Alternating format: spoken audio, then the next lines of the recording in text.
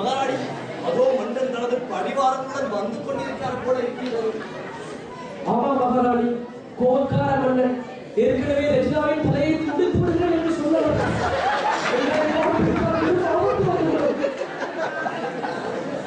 மகாராணி, நாங்கள் அவர் கதையை சிக்குவதற்கு முன் சென்று விடுகிறோம் மகாராணி. உங்கள் உதவிக்கு என்றும் நன்றி. நான் உங்களுக்காக மன்னரிடம் பேசிக் கொள்கிறேன்.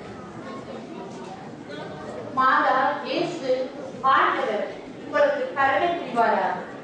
சென்று வாருங்கள். அவருக்கு மகாராணி, அந்த மாதா உங்களை காப்பாற்றுவராக நாங்கள் கூறி வருகிறோம். சென்று வாருங்கள்.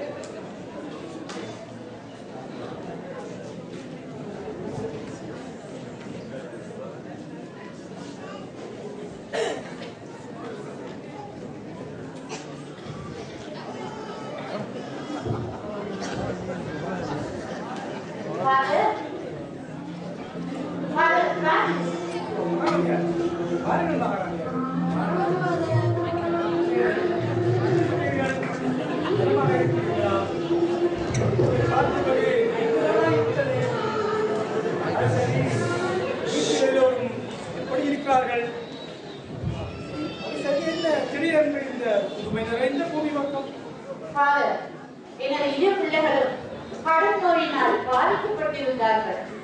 இந்த கோவிலுக்கு வருவதாக வேண்டுதல் செய்த பின்புதான் அவர்கள் பூரண சுகமடைந்தார்கள். சரி சரி, நல்லவைகள் வல்லமைகள் எல்லாம் இறைவன் செயல். அதில் எனக்கும் சந்தோஷம் தான். மகாராணியாரை சொல்லுவேன் என்று குறைநினைக்க கூடாது என்று மன்னரின் ஆட்சியில் மக்கள் கோபமும் அதிருப்தியுமாக அடங்கியிருப்பார்கள். நீங்கள் மகாராணி என்ற முறையில் அவருக்கு ஏதாவது நல்லவைகளை எடுத்துக்கொள்ளலாம் அல்லவா? அதை ஏன் கேட்கிறீர்கள்? மன்னருக்கு தனக்குத்தானே நீதிபதி என்று வருகிறார். அவரின் செய்திகளையும் போக்கையும் யாராலுமே மாற்ற முடியாது என்று நிர்மாணத்துடன் இருக்கிறார். இந்த போக்கை கடவுள் தான் கரம் பிடித்து காப்பாற்ற வேண்டும். சரி சரி, எனக்கு திருப்பதிக்கு நேரமாகிறது. நான் சென்று வர வேண்டும். பாருங்கள், உங்களையும் குழந்தைகளையும் மாற்றி வைத்து வருவேன். பாருங்கள், பிள்ளைகளை பாதரிடம் ஆசை சொல்வோம்.